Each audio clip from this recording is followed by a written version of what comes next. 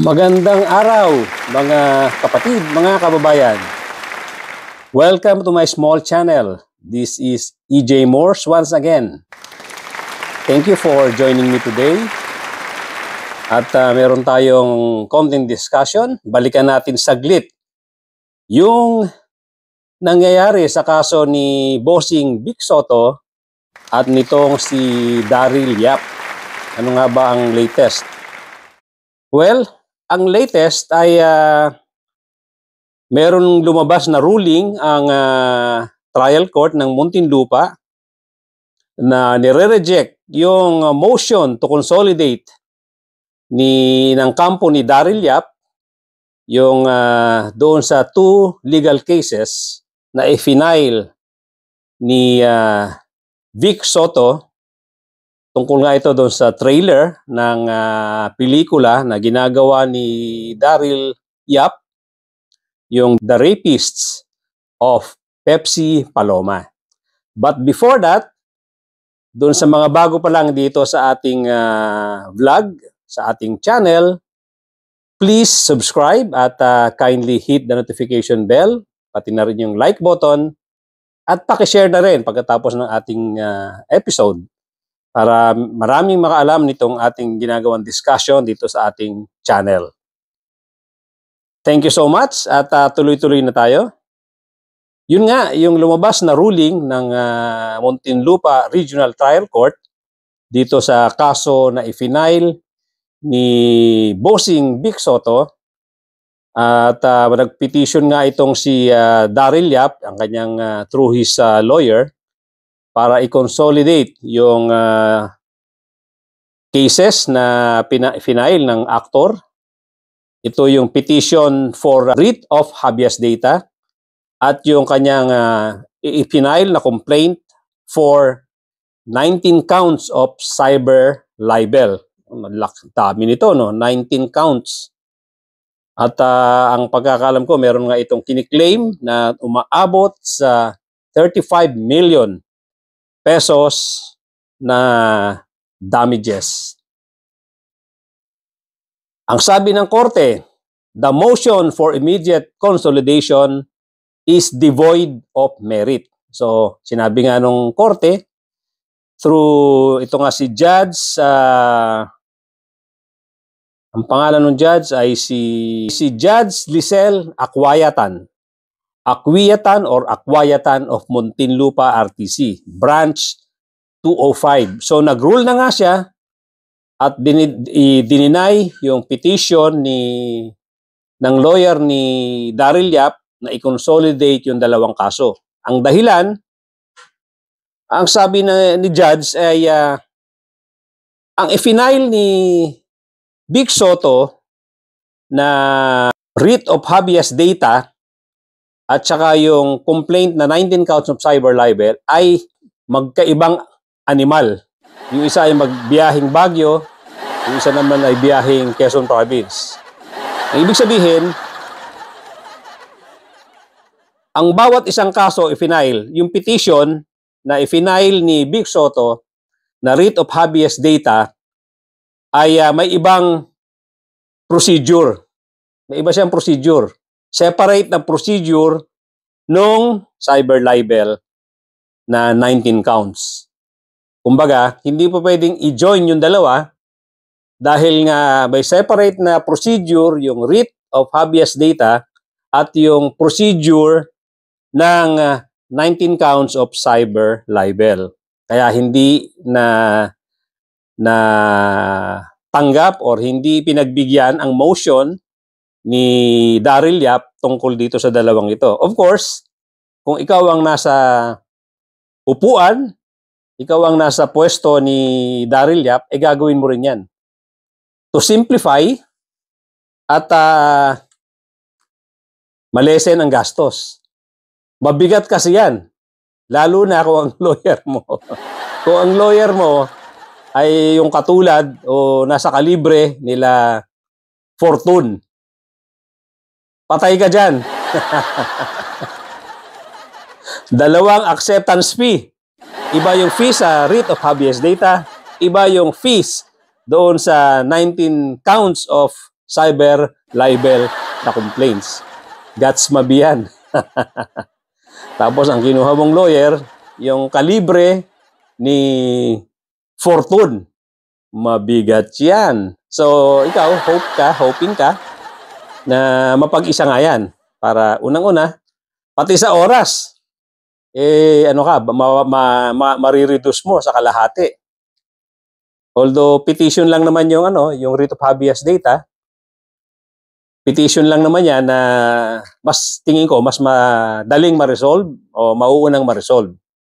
Pero ganun nga, mas pabor sana doon sa side ni Daryl Yap na pag-isahin yan para isang hearing na lang.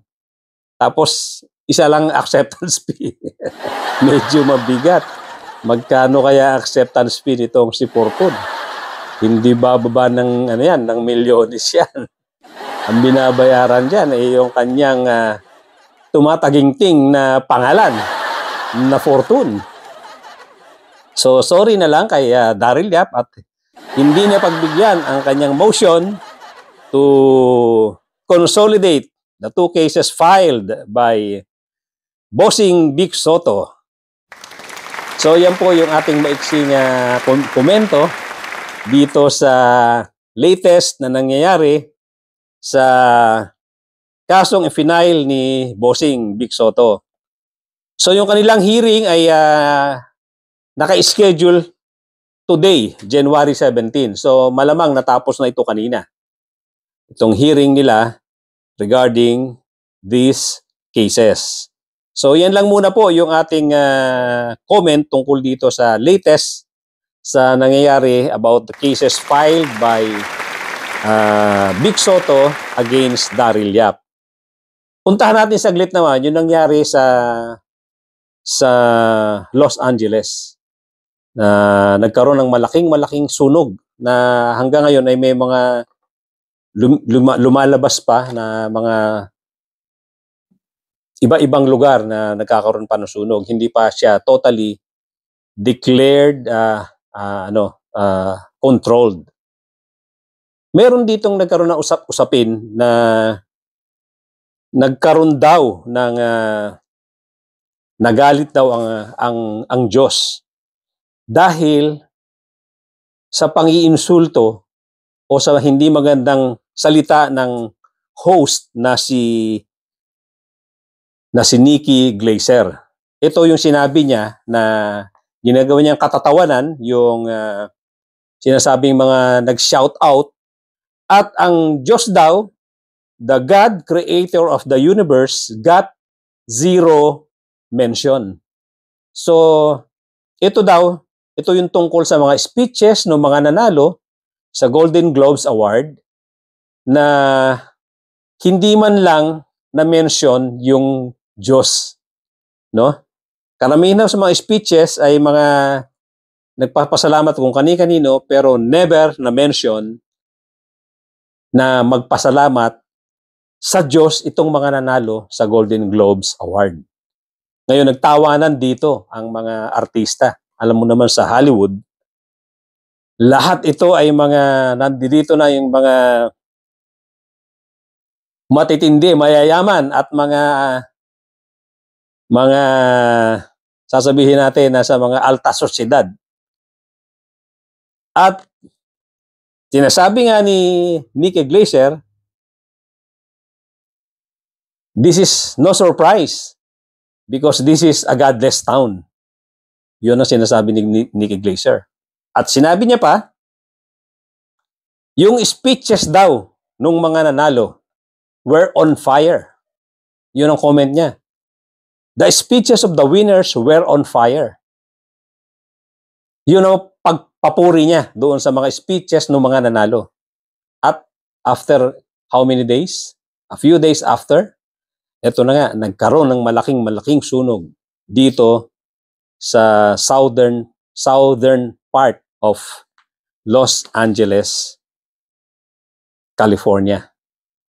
At ito yung lugar pa na nasunog. Karamihan dito talagang puro nasa alta sosyedad. Ito yung nandito yung Hollywood area. Ito talaga yung lugar ng mga mayayaman. Napakalaki ng sunog na to sa California. Tinatawag na wildfire. Na hanggang ngayon ay hindi pa siya totally na kokontrol. Doon nga sa Palisades, kung saan ang alam ko doon nag-umpisa itong sunog, ang wildfire, ay hindi pa nakakaabot ng 50% na containment. Parang nasa mga 20 plus pa lang ang containment dito. At marami pang area na tinatrabaho ng mga firefighters dahil pasulpot na nagliliyab pa rin. At talagang pinahirapan ng US dito sa malaking sunog na to. Tumulong na rito ang mga firefighters galing ng Israel, ng Canada, at ng Mexico.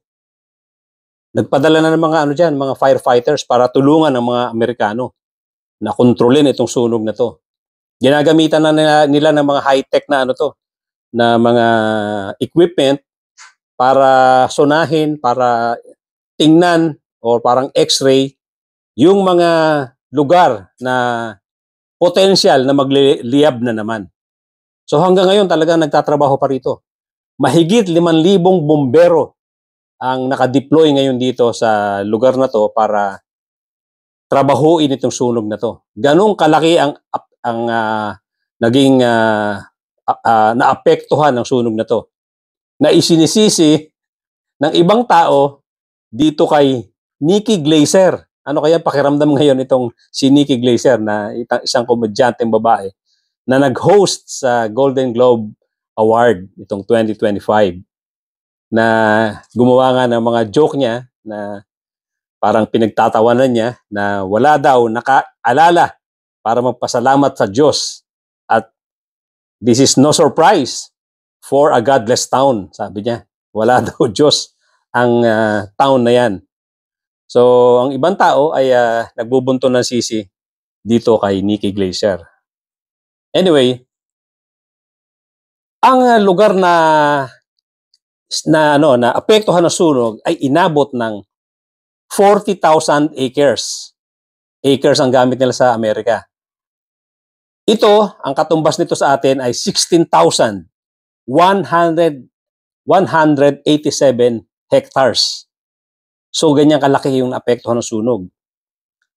At ang mga structures na nasunog, whether commercial yan o residential at kung ano-ano pa, inabot ng 12,300 structures. Isipin mo kung gaano kadami yung 12,300 structures. At ang namatay dito reportedly ay 27 persons na or 27 people. So matindi-tindi talaga ang nangyari dito. So nakakaawa din ang California. At wala pa tayong nakukuhang report whether may mga Pilipino nga rito. But most likely, sa laki nung nasakop ng sunog na to, ay malamang-lamang meron na. Pero isa ritong Pilipina na meron siyang nag-aalaga siya ng matatanda, meron siyang home care na nagpakabayani dito. Naging bayani siya sa pagliligtas ng kanyang pasyente na 75 years old. Ito yung former actress na si Claudia Coronel. Napakatapang na Pilipina na hindi niya iniwanan, hindi niya basta-basta tinalikuran ang responsibilidad niya para mailigtas yung kanyang inaalagaang matanda na 75 years old. Ang pasyente niya pa, itong kanyang inaalagaan, ay may demensya na. So, hindi na siya ganun ka-normal. Akala niya nga, wala pang nangyayaring emergency. Nung nakita ni Claudio Coronel na parang ang tingin niya sa likuran ng bahay nila may apoy na, hinatak niya kagad ang matanda, dinala niya sa sasakyan at nilikas niya. Ang ginawa niyang unang-una, of course, dito ay magpaalam doon sa mga anak. Tinawagan niya yung mga anak na sinabi niya, desisyon niya na itatakbo niya na yung matanda para iligtas. Actually, kinokontra pa siya ng nurse na isa ring nag-aalaga dito na pinababalik siya sa bahay for whatever reason was that, hindi ko na maalala. Pero parang sinasabihan siya, bumalik ka muna sa bahay at iwanan mo yung kotse mo. Talagang nanindigan si Claudia Coronel na hindi na ako babalik dyan. Pag ibinalik ko tong matanda, ay iniwan ko tong matanda, ay baka hindi na kami parehong makaligtas. So, sa awa ng Diyos, nakaligtas silang pareho. At tuwan-tuwa yung pamilya nung matandang ito. At inilikas sila, tinala sila sa isang hotel. At doon muna sila na malagi nung kanyang inaalagaang matanda. So, saludo kay the former actress Claudia Coronel. Dahil sa kanyang kabayanihan, na ipakita niya ang katapangan na isang tunay na Pilipina na hindi basta nangiiwan, lalong-lalo na yung ganyang ating mga senior citizen na nangangailangan ng kalinga, lalong-lalo na sa ganitong emergency.